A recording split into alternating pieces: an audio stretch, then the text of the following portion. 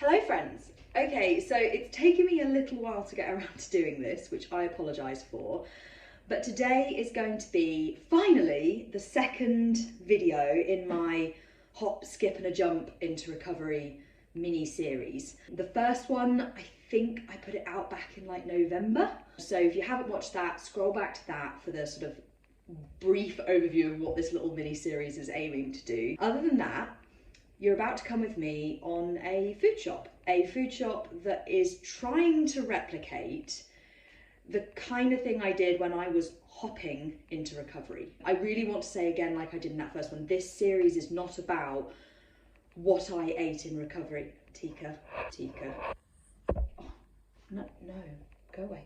Sorry. It's not about what I ate in recovery. It is not what I eat in the day. It is not an insight into my recovery hunger or my extreme hunger. This is very much an insight into how I initiated change, how I went from not being in recovery to getting into recovery. And I really wanted to put this mini series out because I think it's important to break down those barriers from the very sort of black and white, not in recovery, all in recovery viewpoint. So I hope that you enjoy this video today. I thought I was going to do sort of a walking around the supermarket and talking video, but I just couldn't bring myself to do that, to be honest. So I'm probably going to do a little voiceover and generally just chat to you about how I approached doing food shops to support my recovery in those kind of early stages. So yeah, I hope you enjoy.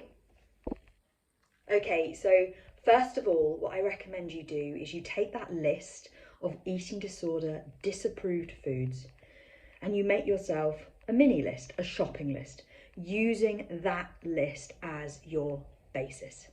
So generally speaking, when I first sort of hopped into recovery, I used a loose structure, a minimum loose structure of 3 meals and 3 snacks each day. This is something that I used for a short period of time at the beginning of my recovery journey to initiate the action taking. Following that loose structure, having that commitment in the background to those meals and those snacks, that regular eating, not only did it get my mindset in that action taking place, it also enabled me to connect better with my hunger. It awoke my hunger. And so this is something that I found very, very useful. The key things I want you to hear very loud and clear. It was something that I used for a period of time. There is a time in recovery where meal plans and structures can become harmful rather than helpful, so be aware of that. And also, always, it was a minimum, always. Using that general structure, I'd then take that list of the eating disorder disapproved foods and make myself a shopping list from that, keeping in the background of my mind sort of breakfast, lunch, dinner, desserts after lunch and dinner, and regular snacks in between. And generally speaking, I try not to think about planning things meticulously, and I wouldn't do too many days in ahead. I spent a lot of time going backwards and forwards to the shops in recovery, be that at these stages where I was just planning things and not wanting to think too far ahead because planning in itself can become crippling. That kind of analysis paralysis place, but also because the truth of it is once I did unlock my hunger, I was really hungry and I ate a lot of food. And so actually I had to be going to the shops pretty much most days, if not multiple times a day. So yeah, anyway, let's go.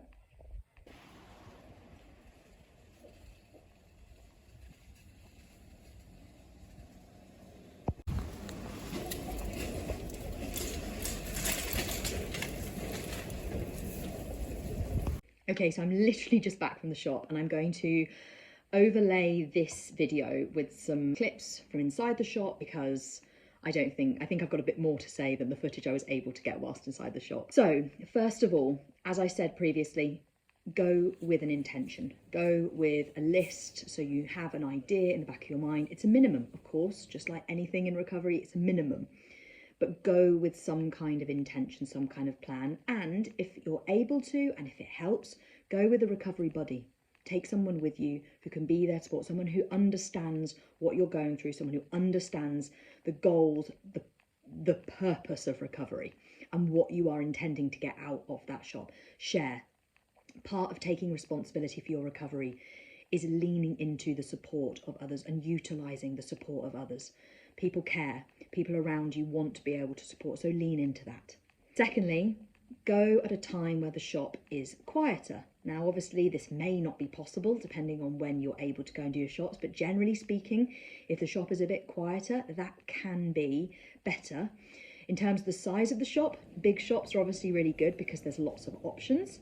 Smaller shops may be better though because they might be quieter and there's less options. So it really depends what you feel is best. Obviously, if you go somewhere there's lots of choices, that really maximizes your potential to pick lots of variety and to change things up and to be spontaneous with new things that you might see. But then it might be that the variety and the amount of choice feels overwhelming. So go with what you think is going to best help you at this stage. Also, if it feels easier, maybe explore the opportunity for online shopping. Another important piece of advice that I really recommend is don't go shopping when you are really hungry. Like with anything in recovery, the more hungry you allow yourself to get, the more potential there is for that volume to be turned up on the eating disorder. So just like if you're going to be going out for a meal, actually having a snack before you go is going to put you in a better position to be able to do the recovery thing when you're out. Same goes to the shop. So take a snack with you, eat something in the car on the way there. Go into the shop in the best possible state to make the best recovery choices. So that's all the preparation before you get to the shop. Now it's for what to do whilst you're in there. First of all, make a hard and fast rule that you do not buy the eating disorder approved BS options. You know what they are. Yes, you might spot them. Yes, you may notice that there is that friction-free pull to go in that direction, to pick the rubbish garlic bread rather than the proper garlic bread. But don't do it. Disengage. Remember, your eating disorder can make suggestions, but it cannot inform your actions unless you choose for it to do so. Remind yourself, you are in recovery.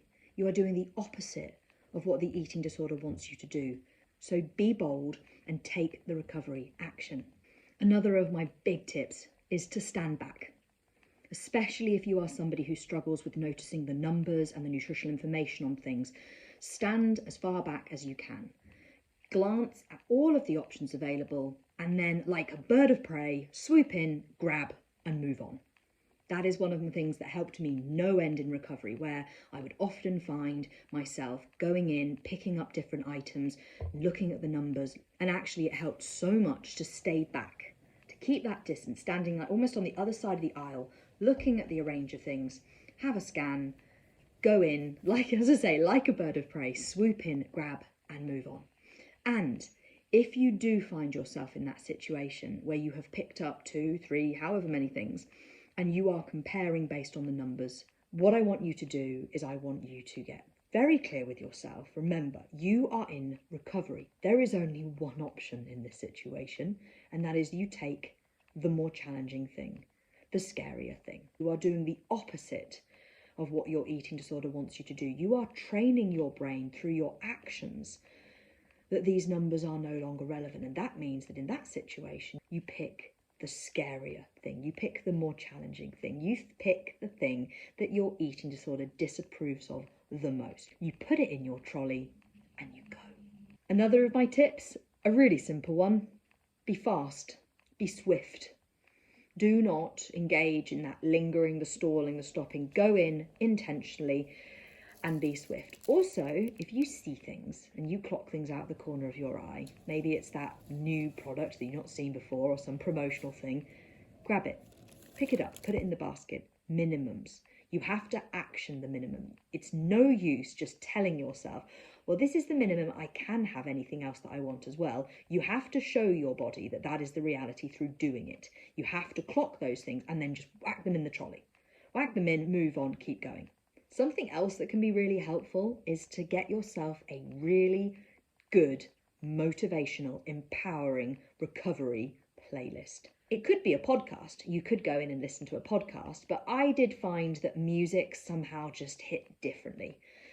Go into that supermarket, put your headphones in, get that playlist on, make sure that it is full of songs that make you feel like you are bold and brave and radical and kicking eating disorder. But this is something that really helped me in recovery. One, because the music would just get me into that mindset of I'm doing this, but also because going in and putting my headphones on would help me really stay in my own lane. So that's another tip I would give. Another thing that can be really useful in these kind of situations, but also in lots of other areas of recovery, is having your own toolkit of grounding exercises. Now, there are so many different kinds of grounding tools and grounding exercises, and it's really a case of finding out what works for you. Breathing exercises such as the 4-7-8 tool can be really helpful to shift you from that sympathetic nervous system into that parasympathetic state.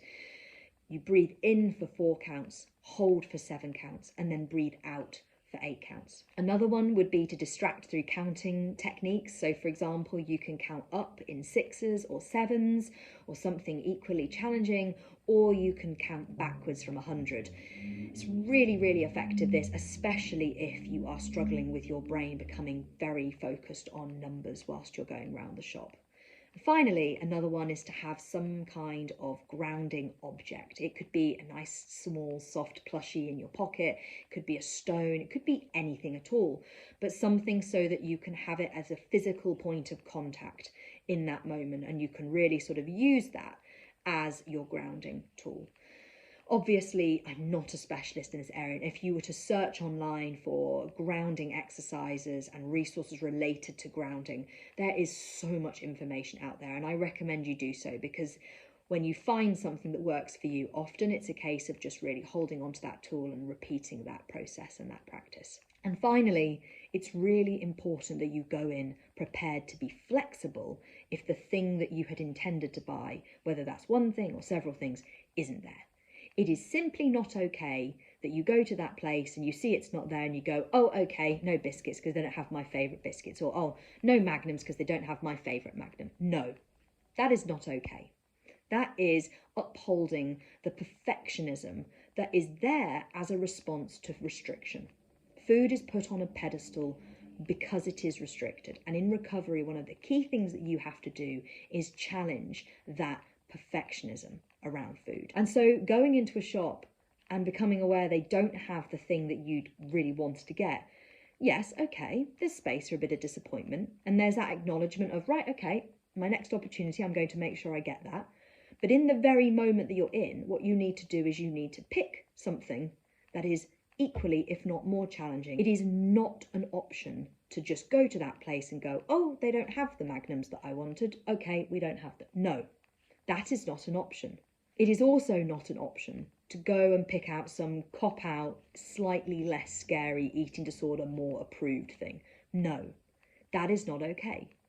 In that situation, you step back, you scan what is there, and you pick. You pick based on what is the most challenging thing that you can do in that moment for your recovery.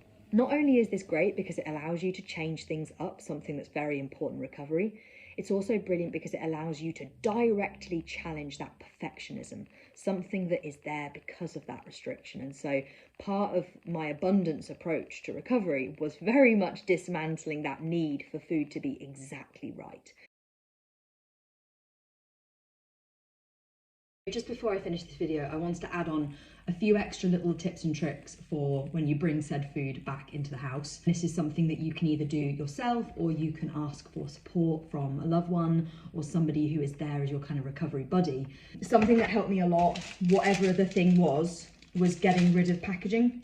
So whether that was like taking off the main packaging and just immediately getting rid of it so that it was not quite so obviously plastered on the front, or whether it was literally like taking all the packaging off and putting them into like my recovery tub, which I've done a video on before as well, and I'll maybe try and link at some point, maybe down below, where I would just take packaging off things and just stick them in a tub and have it as like a numbers free space, and whether it was chocolate bars, sweets, biscuits, cake bar, like whatever, I would just take all the packaging off and stick them in there. The other thing you can do as well is get yourself a really good Sharpie marker and just scribble. Just go to town. Just get yourself a really dark Sharpie marker and just be like might sound ridiculous, but genuinely it did help me. Where maybe I had gone around the shop and been really bold and brave and just grabbed stuff, but then when I got home I was maybe aware of the fact that there was that itchy, scratchy desire to check and to see. And I kind of, again, a lot of recovery when it comes down to behavior change is about setting yourself up to win. So an example of that is making it hard to do the thing you don't want to do.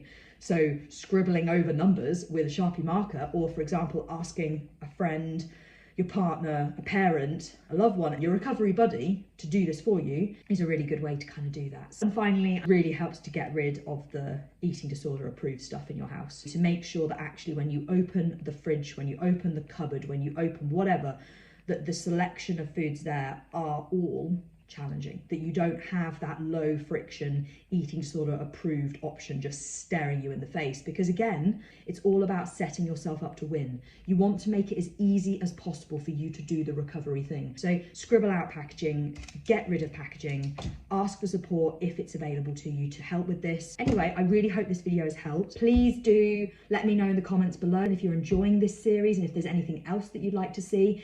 The next video that I am planning on doing is the actual implementation of this day, basically.